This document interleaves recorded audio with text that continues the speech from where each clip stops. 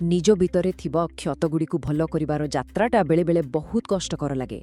आउ सबुठु बड़ प्रश्न हैला आरंभ केउठु करिबा।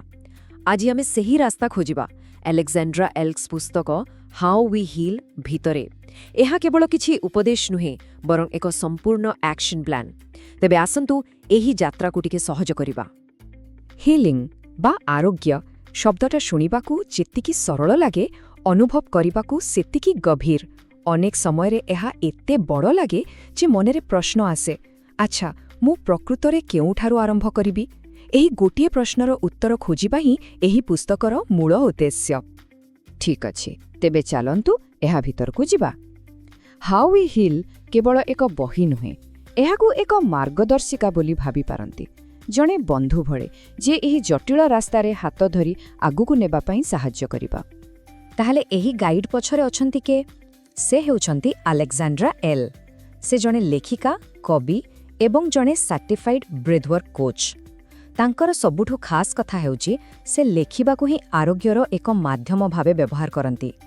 तेणु तांको कथारे केवल ज्ञान नुहे, अनुभूतिर गभीरता भी अछि। आउ जानिचंती एही बहिर प्रकृत जादू कौन? एहा केवल ज्ञान दिएनी बरं कामरे लागिबा भली उपकरण दिए, जेमती कि जर्नलिंग करिवार अभ्यास, गाइडेड रिफ्लेक्शन, श्वासक्रिया और ध्यान। एमिति कि निज पई सीमा निर्धारण करिबा एवं निज भितरर कहानी को नुआ करि लेखिबा। माने एटी केवल पढ़िबार नाही, करिबार अछि। तेबे एही यात्रा पई कोन मानचित्र अछि? हाँ, निश्चय अछि। पूरा बहिटी गोटे सरल किंतु बहुत शक्तिशाली 4 पर्याय थिबा फ्रेमवर्क उपरे तैयारी। एहा ही आरोग्यर रास्ता देखाए। एही 4टी पर्याय को देखंतु। प्रथमे सबु किछि को स्वीकार करी शून्यरु आरंभ करिबा। द्वितीयरे जेउ भय को आमे लुचाई रखु तासह बंधुता करिबा। तृतीयरे निजर हजि जाइथिबा शक्ति को पुणी थरे फेरी पाइबा। और शेषरे निज हृदय को भल करिबा, ताकु पुणी थरे जीवंत करिबा। एहा केवल किछि स्टेप नुहे, एहा निजकु पुणी थरे खोजी पाइबार एक प्रक्रिया। हेले एते सबु बड़ बड़ कथाकु प्रतिदिनर जीवनरे केमिति लागू करिबा? हाँ, एठी आसुछि बहिर सबुठु मजादार अंश।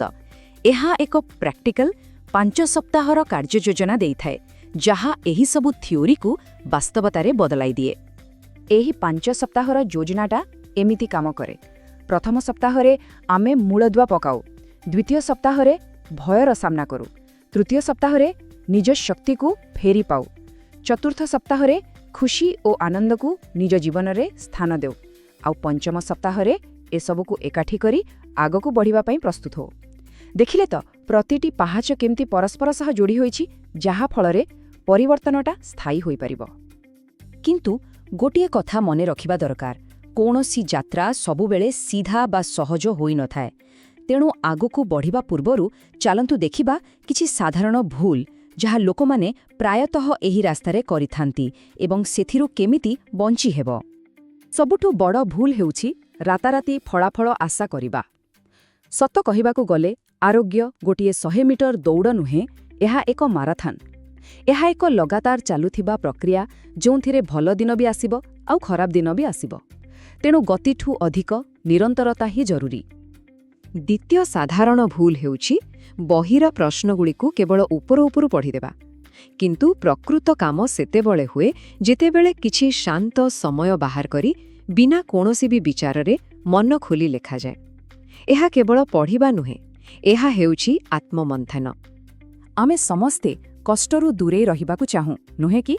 एहा ही तृतीय भूल, भय, दुख किंबा क्रोध भली कष्टदायक भावनागुड़िकु एड़ाई जिबा। किंतु सत हेउछि एही अस्वस्थि ही प्रक्रियार एक अंश। सेही कठिन भावनागुड़िकर सामना न कले प्रकृत शक्ति केबे भी फेरी आसिबो नाही। एही सबु कथा को अलेक्जेंड्रा एल गोटिए वाक्यरे बहुत सुंदर भावे कहिछंती, जाहाकू एही बहिर मूल मंत्र कुहा जाई पारे। आरोग्य एक निरंतर एवं अणरैखिक प्रक्रिया। एही गोटिए कथा मने रखिले यात्राटा बहुत सहज मने हेबो। तेबे एही मार्गदर्शिका काहा पाई? एही पद्धति कोन समस्तंक पाई ठीक? आसंतु देखिबा केउ मनंक पाई एही बहिटी सबुठारु अधिक साहाय्यकारी होई पारे। तेबे एही बहिरु सबुठु बेसी लाभ काहाकू मिलिबे? ପ୍ରଥମତଃ ଯେଉଁମାନେ ଆତ୍ମ ଆରୋଗ୍ୟ ପାଇଁ ଏକ ସ୍ପଷ୍ଟ ଷ୍ଟ୍ରକ୍ଚର୍ଡ ରାସ୍ତା ଖୋଜୁଛନ୍ତି। ଦ୍ୱିତୀୟରେ ଯେଉଁମାନେ କେବଳ ପଢ଼ିବାକୁ ନୁହେଁ ବରଂ ଲେଖିବା ଏବଂ ଗଭୀର ଭାବେ ଚିନ୍ତା କରିବାକୁ ପ୍ରସ୍ତୁତ। ଆଉ ତୃତୀୟରେ ଯେଉଁମାନେ ଏକ ସହାନୁଭୂତିପୂର୍ଣ୍ଣ ସାଥୀ ଚାହୁଁଛନ୍ତି। ହଁ, ଗୋଟିଏ କଥା ଅଛି, ଯେଉଁମାନେ ଏହି କାମରେ ପୂର୍ବରୁ ବହୁତ ଆଗକୁ ଯାଇସାରିଛନ୍ତି ସେମାନଙ୍କୁ ଏହାର କିଛି ଅଂଶ ଟିକେ ମୌଳିକ ଲାଗିପାରେ।